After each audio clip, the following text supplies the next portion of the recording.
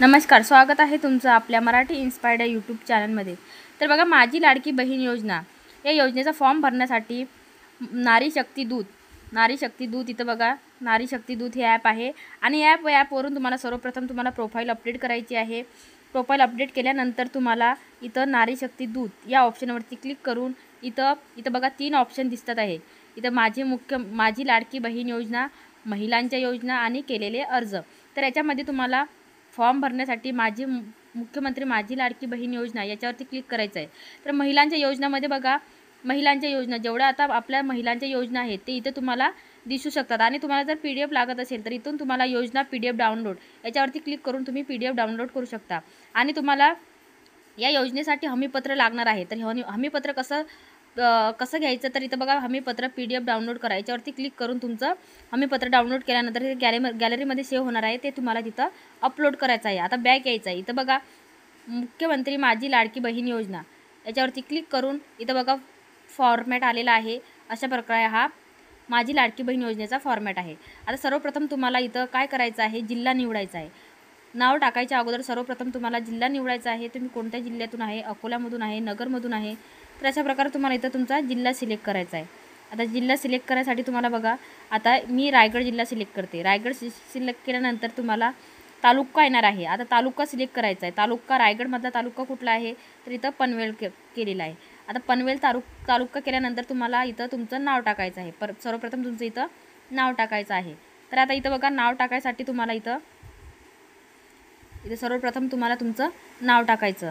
आता नाव टाकायसाठी बघा, इथं तुमचं पूर्ण नाव जे तुमच्या आधार कार्डवरती आहे तेच इथं तुमचं नाव टाकायचं आहे। नंतर बघा पतीचे नाव, किंवा तुम्ही जर अविवाहित असाल तर तुमच्या वडिलांचे नाव इथं टाकले तरी चालेल। त्यानंतर बघा, इथं लग्नापूर्वीचे, जर महिलेचे लग्न झालेले असेल तर लग्नापूर्वीचे नाव म्हणजे वडिलांसोबतचे नाव टाकायचं। नंतर जन्मदिनांक, इथं बघा जन्मदिनांक तुम्हाला टाकायचे आहे। जन्मदिनांक टाकल्यानंतर तुम्हाला तुमचं इथं वय शो होणार आहे। आता तुमचं वय इथं शो होणार आहे। त्यानंतर बघा, अर्जदाराचा पत्ता म्हणजे आधार कार्डवरती जो पत्ता आहे तुमचा, तर त्याचप्रमाणे तुम्हाला इथं पत्ता तुम्हाला फिलअप करायचा आहे। त्यानंतर आपण जिल्हा आणि तालुका सिलेक्ट केलेला आहे। त्यानंतर बघा, इथं तुम्हाला तुमचं गाव टाकायचं आहे। गाव टाकल्यानंतर तुम्हाला इथं तुम्ही नगरपंचायतमध्ये आहे का महानगरपालिकेमध्ये आहे किंवा नगरपालिकेमध्ये आहे तर इथं टाकायचं आहे। आता त्या नगरपालिकेचा, ग्रामपंचायतचा पिनकोड इथं तुम्हाला टाकायचा आहे। नंतर बघा, मोबाईल क्रमांक तुम्हाला आता इथं लक्षात असू द्या, मोबाईल क्रमांक तुमचा आधार कार्डला लिंक असणं हे खूप गरजेचं आहे। नंतर बघा, आधार क्रमांक, इथं तुम्हाला तुमचा आधार क्रमांक टाकायचा आहे। आधार क्रमांक टाकल्यानंतर तुम्हाला इथं बघा, शासनाच्या इतर विभागामार्फत राबवण्यात येणाऱ्या आर्थिक योजनेचा लाभ घेत आहात का, तर इथं या ऑप्शनवरती क्लिक करायचं आहे। जर तुम्ही संजय गांधी निराधार योजनेचा लाभ घेत असाल तर इथं होय करायचं, जर नाही घेत असाल तर नाही।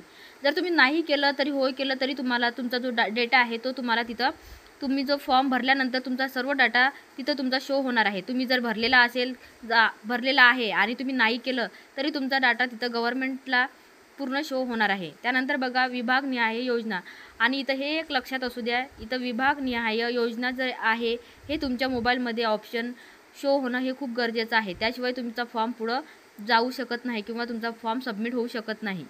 तर इथं त्यानंतर बघा, वैवाहिक स्थिती कुठली आहे तुमची, विवाहित आहे, अविवाहित आहे, विधवा आहे, परित्यक्त आहे, निराधार आहे, घटस्फोटित आहे, तुम्हाला इथं सिलेक्ट करायचं आहे। त्यानंतर बघा, महिलेचा जन्म परराज्यात झाला आहे का, तर जर झालेला असेल तर तुम्हाला होयवर क्लिक करायचं, जर नाही महाराष्ट्रामधले असेल तर नाहीवरती क्लिक करायचं।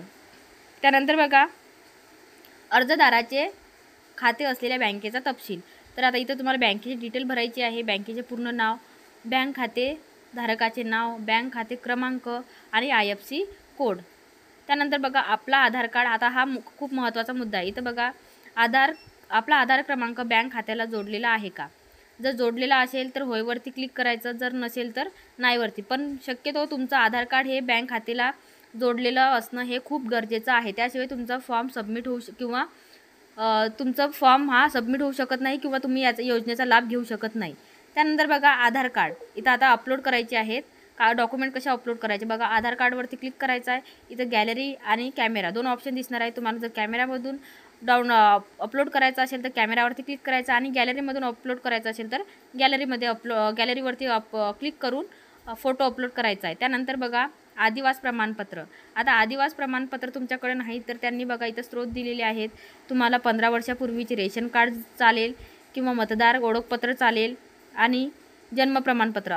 जर या तीनही शिवाय तुमचं जर काही नसेल तर तुम्हाला TC शाळा सोडल्याचा दाखलासुद्धा इथं ग्राह्य धरण्यात आलेला आहे. त्यानंतर बघा उत्पन्न प्रमाणपत्र. उत्पन्न प्रमाणपत्रामध्ये बघा तुम्हाला उत्पन्न प्रमाणपत्र नसेल तर तुम्हाला पिवळे किंवा केसरी रेशन कार्ड इथं अपलोड करायचे आहे. त्यानंतर अर्जदाराचे हमीपत्र. अर्जदाराचे हमीपत्र आपण इथं दाखवलेलं आहे. अर्जदाराची इथून हमीपत्र PDF डाउनलोड करून तिथं गॅलरीमधून अपलोड करायचं आहे. त्यानंतर बघा अर्जदाराच्या हमीपत्रानंतर तुमचं बँक पासबुक अपलोड करायचं आहे. आणि इथं हे जे महिला आपल्या राज्यातील किंवा महाराष्ट्र राज्यातील महिला नाही अदर राज्यातील आहेत त्या महिलांसाठी हा महत्त्वाचा मुद्दा आहे. महिलेचा जन्म परराज्यातील असल्यास पतीचे कागदपत्र. आता पतीचे कागदपत्र कुठले लागणार आहे तर बघा रेशन कार्ड, मतदान ओळखपत्र, जन्म प्रमाणपत्र, शाळा सोडल्याचा दाखला या 15 वर्षापूर्वीचे हे पुरावे इथं लागणार आहेत. त्यानंतर अर्जदाराचा फोटो. आता अर्जदाराचा फोटो आपण लाईव्ह घेऊ शकतो किंवा अर्जदाराचा फोटो हा पासपोर्ट साईजच्या फोटोवरून तुम्ही अपलोडसुद्धा करू शकता. आणि इथं ॲक्सेप्ट इथं सर्व हमीपत्र तुम्ही बघू शकता. याच्यामध्ये सर्व हमीपत्र तुमच्या तुम्हाला माझ्या कुटुंबाचे एकत्रित वार्षिक उत्पन्न तुमचं किती पाहिजे, 2.5 लाखापेक्षा जास्त नसायला पाहिजे, तुमचं वार्षिक उत्पन्न, हे सगळं हमीपत्र इथं दिलेलं आहे. आणि खाली नोट दिलेली आहे. अर्ज ऑनलाईन पद्धतीने सफलतापूर्वक प्रविष्ट झाल्यानंतर SMS द्वारे कळवण्यात येईल. आणि इथं स्वीकारावरती क्लिक करायचं. आणि इथून माहिती तुम्हाला काय करायची आहे, जतन करायची. इथं माहिती जतन केल्यानंतर तुम्हाला मेसेज येणार आहे तुमच्या मोबाईलवरती. जर तुमचा फॉर्म सबमिट झाला तर तुम्हाला याच्यावरती एक मोबाईलवरती मेसेज येणार आहे. तर अशा प्रकारे हा माझी लाडकी बहीण योजना फॉर्म भरायचा आहे.